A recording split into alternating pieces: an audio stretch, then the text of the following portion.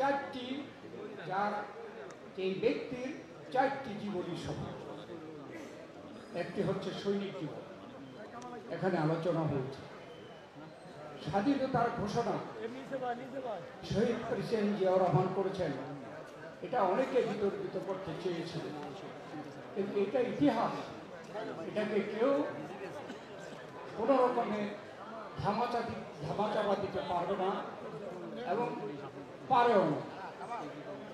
আজকে শহীদ প্রেসিডেন্ট জিয়াউর রহমান যে সাহসের পরিচয় সেই 25শে মার্চের কালো রাত্রিতে দিয়েছেন, পাকিস্তান সেনাবাহিনী তাদের যে বর্বরোচিত আক্রমণ, সে সময় শহীদ প্রেসিডেন্ট জিয়াউর রহমান পাকিস্তানের আর্মির একজন মেজর, 8ম ইস্ট বেঙ্গল রেজিমেন্টের একজন মেজর হয়ে তিনি কারো সাথে পরামর্শ না করে, কারো কোনো নির্দেশ না নিয়ে 25শে কালো রাত্রিতে 8ম ইস্ট বেঙ্গল রেজিমেন্টে তিনি বিদ্রোহ ঘোষণা করেন, রিভোল্ট করেন এবং আমাদের যে বাঙালি অফিসার এবং সৈন্যবাহিনীকে নিয়ে অস্ত্রসহ এই ক্যান্টনমেন্ট ত্যাগ করে কালুরঘাটে গিয়ে তিনি 26শে মার্চ স্বাধীনতার ঘোষণা করেন।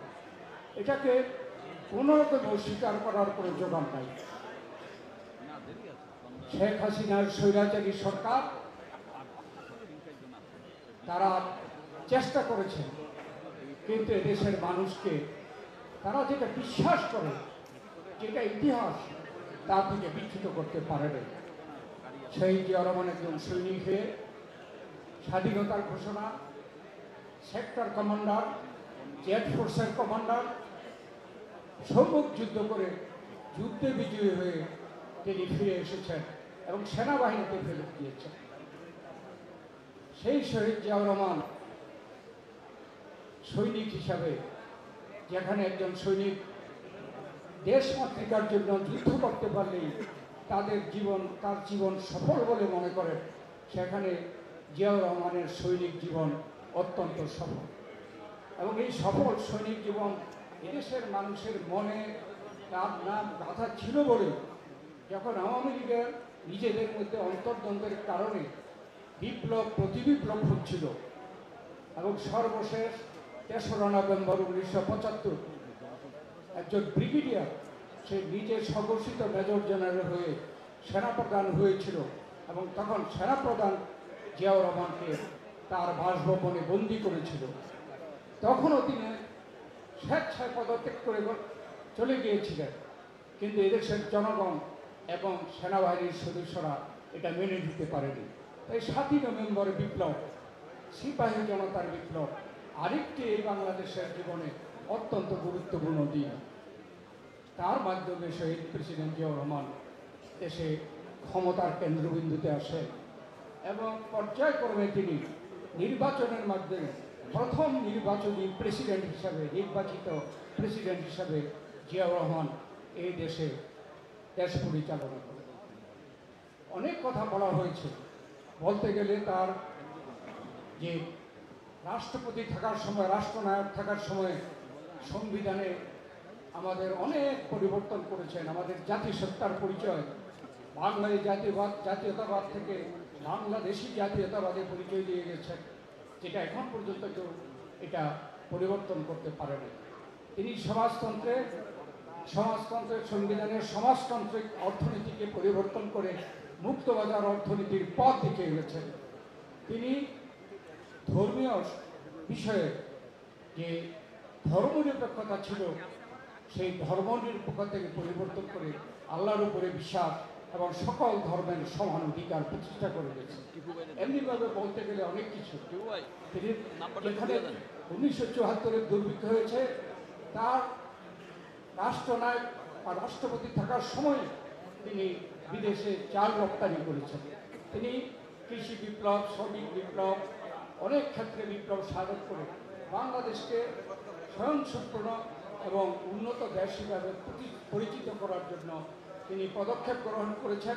19 দফা কর্মসূচি দিয়ে তিনি গণভোটের মাধ্যমে তার জনগণের মতামত দিয়ে এদেশে উন্নয়নের পথ তিনি প্রদর্শন করেছেন। আজকের অর্থনীতিতে এই রেমিটেন্স, শ্রমিকদের যে অর্জন এবং যে পোশাক শিল্পের যে অর্জন, এই শুরু কিন্তু জিয়াউর রহমান করেছেন। এইভাবে বলতে গেলে অনেক কিছু।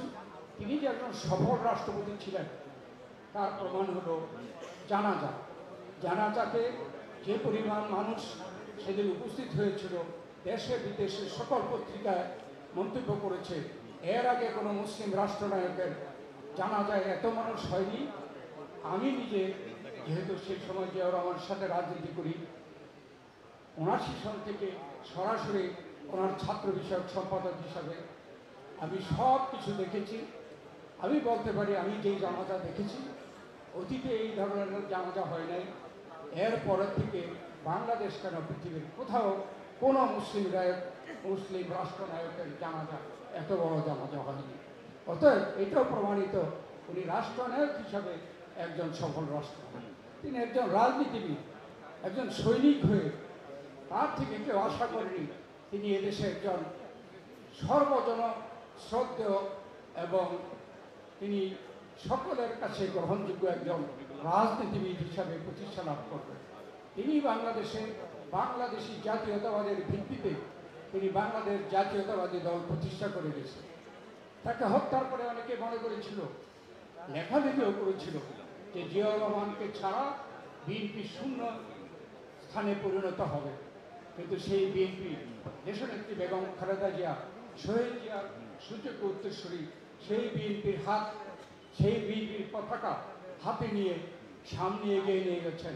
এদেশের মানুষ বেগম খালেদা জিয়াকে তিনবার নির্বাচিত প্রধানমন্ত্রী হিসাবে দেশের মানুষ প্রতিষ্ঠা করেছেন।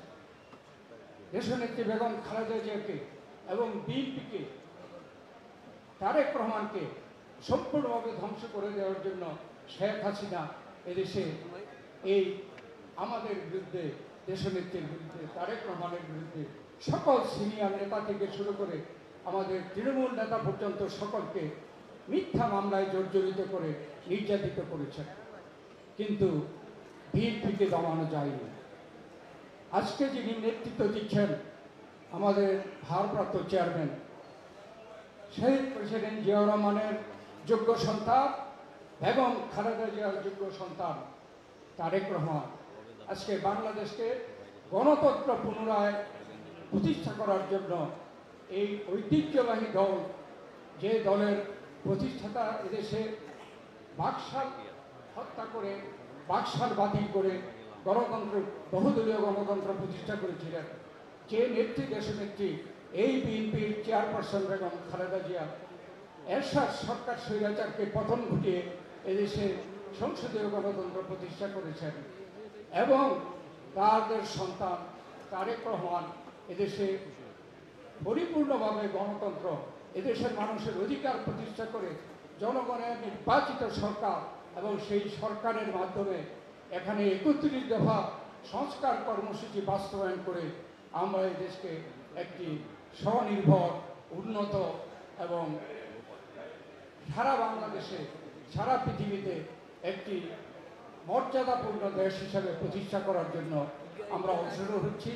আজকে শহীদ প্রেসিডেন্ট জিয়াউর রহমানের শাহাদাত দিবসে আমরা বলতে চাই, শহীদ জিয়ার রাজনীতিকে ধারণ করে বেগম খালেদা জিয়ার নেতৃত্বকে আমরা শ্রদ্ধা জানিয়ে আজকে ভারপ্রাপ্ত চেয়ারম্যান তারেক রহমানের নেতৃত্বে আমরা এদেশের জনগণের প্রত্যাশা গণতন্ত্র প্রতিষ্ঠা করব। সেই জন্য আমাদেরকে প্রস্তুতি গ্রহণ করতে হবে, সে আহ্বান জানিয়ে আমি আমার বক্তব্য শেষ করছি। আল্লাহ হাফেজ। বাংলাদেশ জিন্দাবাদ, বাংলাদেশ জাতীয়তাবাদী